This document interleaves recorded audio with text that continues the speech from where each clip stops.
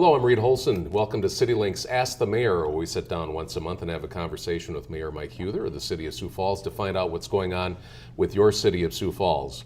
And check out our new website too at siouxfalls.org. Lots of wonderful multimedia things, and it's laid out much easier for you to report problems or things that you see or find the services you need for the City of Sioux Falls, or send us a question for Ask the Mayor. It's at siouxfalls.org. Welcome, Mayor Huther. Reed, thank you. It's July already. Our summer is just flying by, but it's been a great one so far. How did the 4th of July celebration go? Again, it is my favorite day as your mayor for a reason, and this 4th of July was no different. It was wonderful. The parade, I think, was the biggest parade we've ever had in terms of entries, people having a ton of fun, celebrating our country, celebrating our city, celebrating just, great friends and family. But then again, the picnic was wonderful thanks to some great stewards who donated their time and their talent and their treasure. And then we kicked off that day with a fun run. And that was a great time too. And again, I think when you throw it all together, thanks to the help of so many, we just create a 4th of July celebration that's just like no other in America. And so it was great. Thank you. And July becomes a big budget month for you too. It is. We're right in the throngs or the throes of the budget review and the budget presentation. We had the pleasure of presenting the capital improvement plan to the City Council, just finished that, and I think it was received very well. And now we're getting ready to present the operating side of the equation. Those how do we fund government on a day-to-day basis here in Sioux Falls, and we have spent months and months and hundreds of hours working as a team trying to put together a good budget, and we look forward to presenting that to the council and the people of Sioux Falls very soon. But I think that if there's a storyline, it is that I'm trying to present probably the most boring budget maybe in this city's history, one that really is kind of back to basics, takes care of those fundamentals, builds that solid foundation for our city as we grow and respond to the needs and wants of our citizens. But boring isn't always bad. And again, I think the reaction from the council so far and the reaction from the citizens has been, hey, good job, Mayor. Keep presenting those boring budgets. We haven't had quite the big projects that we've had in past years, obviously. You talk about boring, but really needs for infrastructure and capital needs, including new fire stations. And you're right, Reed. It's not a new event center, not a new performance venue, nothing that's really going to generate those monster headlines, but instead it's infrastructure, roads, sewer lines, ensuring those parks are good, public safety, such as, yes, a new fire station and more. Probably won't generate front page headlines, but who cares? We're doing the right thing. We're doing the prudent thing, and we're going to leave this city in really good shape when I'm done being the mayor. And that's probably something that I relayed to the council just the other day, and that is I want to go out, Reed, the way that I came in. Came in 2010, and I want to go out in 2018. And when you look at the two budgets that I presented on the capital side, they're almost identical. It's almost scary how mirror of an image that they really are. Are we keeping up with growth? Because we've grown a lot since 2010. One of the grand things about Sioux Falls, whether it's Mayor Munson, Mayor Hanson, Mayor Noby, or this Mayor Huther guy, is we do prepare for growth. We realize that this is a city that people, not only want to play in and work in, but folks really want to live here too. And right now we're growing about 3,000 to 4,000 people a year, and we are staying one step ahead of that growth. And I think the thing that is really important and for folks to understand is that not only do we keep up with growth, but we plan for it in a very, very methodical, very, very structured, very, very organized way. And I think that's why this city is so beautiful, so well organized, so well planned, and we're going to keep doing that. I mean, we've got not only just a 5-year plan in terms of where we think we're going to be, but we're 20, 25, 30 years out in terms of where our next schools, our next retail outlets, our next home developments will be. And that's prudent when you're growing, the size of a city of a Yankton every 4 years. I mean, imagine that. We're adding a Yankton onto the city of Sioux Falls about every 4 years. It's incredible. Yeah. And that growth is sustaining. So along with that comes the growth of sales tax revenues, because that's Yes. what you plan your budget on. We do. So how are we looking at it? I mean, we planned at a higher level. We didn't really reach that point. Yep. So how's it looking for the next year? Well, it looks good.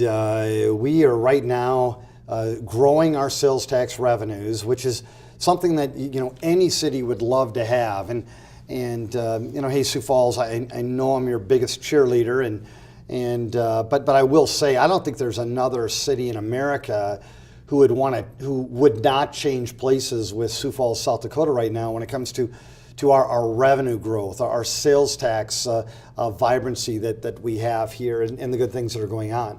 However, we did plan on a 6% growth rate when it came to this year's budget, and right now we're running closer to a 4%. Again, sky's not falling, still good things happening, but there are a couple of things that we are watching. And maybe to give some insight to the people of our town, a couple of things that we're watching. Number one is, this ag economy, agriculture, these farmers, these ranchers, these small towns around Sioux Falls. We are watching those numbers in a big, big way. And so, yeah, when it rains, we like that. When there's hail, we don't like that. When prices are low, we don't like that. When those bins are full, that's a good thing. But we are watching that because those farmers and those ranchers and those small towns, when they do well, they spend their money here in Sioux Falls, South Dakota. We know that. Another thing that we're watching, Reed, and this is something that I think we're all going to have to get used to, whether you're in Sioux Falls or anywhere across America, and that is when you're very reliant on sales tax dollars here in Sioux Falls and in South Dakota like we are. One thing that we're really watching is internet sales. I mean, doesn't that sound crazy? But internet sales are growing at a rate of about 15% year over year. And so when people buy things over the internet, like my bride Cindy, and I've seen her do it, when they start buying things over the internet, that does take away some of those local sales tax dollars. And so we're watching that, Reed, and we believe that trend will continue, and that means that we may become more conservative in our sales tax projections in the years and generations to come.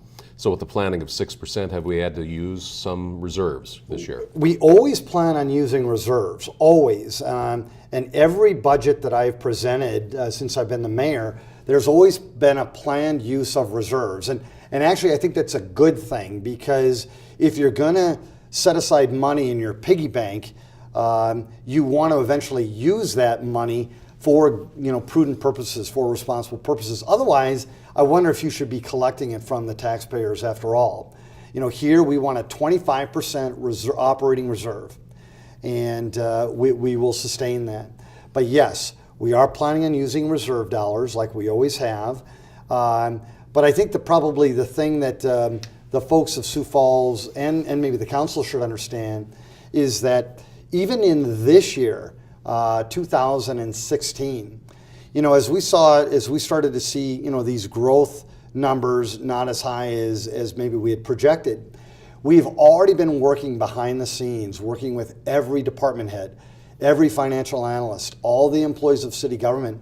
We have been finding ways to save dollars or to not spend dollars in 16. And again, We would do it in a church. We'd do it in public education. You'd do it in a small business and a large business, and REIT. We're doing it here in Sioux Falls City government too. Talk about your investment in Forward Sioux Falls, recently Yes. approved by the council. $2 million over 5 years, about a 30% increase of what we had contributed before. Yeah, and to be brutally fair, to be brutally honest, and brutally transparent. Since I have been your mayor, we have invested more money in Forward Sioux Falls than ever before. About 4 years ago, we made the largest investment in that program that the city's ever made. It was fully supported by the council, and I want to thank them for that. And now this year, we have made a $2 million investment into Forward Sioux Falls. I think it's a really good investment. It's prudent. Again, as businesses and private entities and public entities, when they work together, promoting Sioux Falls, spurring on development, creating jobs, addressing issues like workforce development, workforce recruitment, when they work together, you really can create a strong dynamic of productive things that will happen. And that is going to occur. I know I've got great hope with Forward Sioux Falls and others. However, for the very first time, we are providing a $2 million budget for them over the next 5 years. But for the very first time, thanks to the work of people like our legal team, David Fifley, Darren Smith, and now Darren Ketchum with community development, and Brent O'Neill, for example, and yes, those private partners. We do have a contract in place. We've set some parameters. We've got some goals. We've got some things that Forward Sioux Falls, need to address and need to work towards in the spirit of addressing those finite points in that contract. So again, Sioux Falls citizens, we're not just throwing dollars at an entity without having some leverage to hold them accountable as well. So we know it's a prudent investment. We're excited for the future of Forward Sioux Falls, but we are going to hold them accountable. And one of the ways that we can leverage that is through a contract. Public safety. As we grow, crime changes, our response to the fire department changes. You've got new leadership in the police department. I think the dynamics have changed, and citizens are seeing that. How are we responding to the changing crime scene? Well, first of all, I love this Chief Burns guy and Assistant Chief Smid. These guys are really, really good. And they have already, spurred on, I think, our police team to an even higher level of performance. And they're trying some new things. They're taking some risks. My gosh, they maybe even be making a mistake or two, and I love it. But reality is that, there's always going to be a crime element in any city, in any town, in any state. And the reality is that crime element is here in Sioux Falls. And as much as we promote the good neighbors here, darn it, you have to deal with these bad neighbors too. These neighbors that want to hurt someone or take their property or just take the data that they've been given and do something really stupid or moronic with it. Here's one of the things that we're seeing. One of the real trends is that most of the crime that is committed in the city of Sioux Falls, most of it involves three things. And that is way too much drinking, the use of drugs, and interestingly, it's meth is one of the big things, but also these opioids, these over-the-counter medications that you're going, really? But that's a big drug now that's being used, and because it's in such high demand, you've got people that are on these opioids that are going out to feed their habit. They're stealing, they're breaking the law, they're doing dumb stuff. And now one of the topics that we're hearing, and it is real, is that now it's you're dealing with things like heroin too, and scaringly enough, they're finding that heroin is actually cheaper than getting some of these opioids. And so again, folks, drugs and drinking, they've been around forever. I don't think they're going away soon, but they are impacting our city in a negative way. And then, yes, a topic that's really hard to talk about, but it's also something that's not going away, and we've got to find a way to address it, is mental illness. You've got at least a third of the people that are in our jails, they're mentally ill, or they're dealing with mental illness challenges. And how are we going to deal with that as a society? But when you throw those three things into the mix, that is creating absolutely the vast majority of our crime. And we're going to have to figure out as a society, how are we going to deal with it? Paramedics Plus is nearing their year anniversary Yes. of providing our ambulance service for the city of Sioux Falls. So there's been some discussion on that. Yeah. Are there enough ambulances in service? Yes. Are there calls that are being missed? How satisfied is the city with their performance? Well, let me be unbelievably clear to the people of Sioux Falls. Our ambulance service right now with Paramedics Plus and the care that is being provided, it has never been better than it is right now. And the statistics show that. When you compare what Paramedics Plus has done over the last year with the numbers that were provided by prior ambulance providers, they're doing much better now. As Jill Franken will attest, you always reach higher. You're always looking for ways to improve, to make things better, and that's what Paramedics Plus will do, along with the executive branch and others like our REMSA team that are working in collaboration to make sure that we've got the best ambulance service that we can provide. But one of the things that you always work with is that there will be a storyline out there. Many times it's created or it's fabricated, but you still have to address it when you're in government, and that's what we're doing now. And we're working with the council to help them understand. We're working with the citizens to help them understand. And ultimately, again, we'll keep working to get better and to get better. And here's another reality, and this hits everyone right in their heart. Reed, if it was your bride, if it was my mom or my grandson that was ill or that was in need of care, you want someone there providing that care as fast as they possibly can. Sioux Falls, that will happen, if it's Reed's bride or my grandson or my mom. You are going to get good care, whether it be our Sioux Falls Fire and Rescue Team, whether it be Paramedics Plus, or whatever it would be, you are going to receive care in a timely fashion.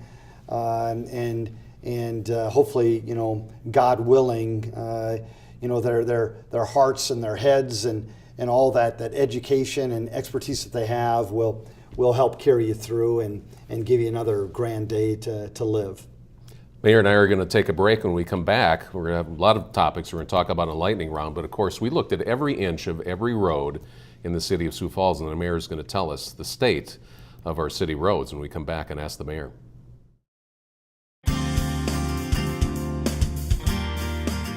Hi, I'm Dr. Riggs from Falls Community Health. I'm here today to talk to you about your child and water safety. Nearly 4,000 drowning deaths occur every year in the U.S. Children can drown in as little as 2 inches of water. Never leave your child unattended around pools, bathtubs, or even buckets of water. It only takes a few seconds for a tragedy to occur. For more summer safety tips, log on to safekids.org. Welcome back to Ask the Mayor. We love it when you keep in touch with us. Mayor Huther loves to see your questions too. Send them to siouxfalls.org on our website, our newly designed website. Click on the mayor's office and send and or watch Ask the Mayor and other CityLink programs as well too. Well, this is really interesting because you found this way to look at every inch of every road in the city of Sioux Falls so you could have really hard data on how our streets are. So explain that process and how did we turn out? We hired a firm that basically has this equipment, this technology that goes around and they evaluate, as you said, Reed, every nook and cranny, every mile of road within our city. And what we found by doing that is that we now had, for the very first time, a very, very objective way to rank or evaluate our roads. In the past, it was more subjective. We went out there and we kind of looked at them and did our own analysis, and we kind of ranked them based on, I guess, our head. Now, we've got this tool that has really helped us identify those needs that are most dire need of, those roads that are most dire need of repair. And what we found is that some really, really, really good news out there. And that is 4% of our roads are deemed as backlogged or in immediate need of repair, versus a national goal that they have of around 12%. So first of all, I mean, you're going, wow, that is fantastic, because really we only have about 5 months to repair roads in our city versus other cities and states that have 12 months to do it. But we've got 4% of our roads that are backlogged. That's a great thing, unless you live on one of those 4% backlog roads. Then it's not a good thing. And you're going, come on, Mayor. Let's go, Mayor Mike. You're cheering on the town so much, and yeah, you're so proud of your roads. But Mayor, I live on one of those backlog roads, so when's it my turn? Now, the great thing is that now we can work with Public Works, our finance team, the City Council, to make sure that those dollars that we're budgeting in the capital plan go towards some of those backlog roads. And our goal is to have them all in good shape in the next 1, 2, 3, 4 years. Nice to be able to prioritize and have some data. Yes. Well, let's take a quick look at parks. Give us an update on Terrace Park, Midco Aquatic Center, and of course the Elmwood Golf Course. All right, let me go backwards. Elmwood Golf Course. We believe that we're going to open that up here in September. All the holes, and we've got a completely refurbished, brand spanking new, beautiful course. And then all of a sudden we threw a hotel, a conference center, a Hall of Fame, a bar, and a restaurant on top of it. So that's really good. The indoor aquatics facility. Coming soon to a city near you, Sioux Falls, you're going to have your very first public indoor swimming pool, and it is just grand. We had public tours, people loved it. But one question, when are you opening it up, Mayor? Let's go. But it's just going so well, and just so proud of that. And then Terrace Park. That we've got that 100-year anniversary of Terrace Park coming up here real soon. We were working in collaboration with the neighbors for about 2 years to try to find a way to make that park even more beautiful, as well as provide access to everyone, including people that are in wheelchairs or that have a challenge with walking or with sight. We wanted to do something grand with it, at least kind of kick it off and get that celebration going.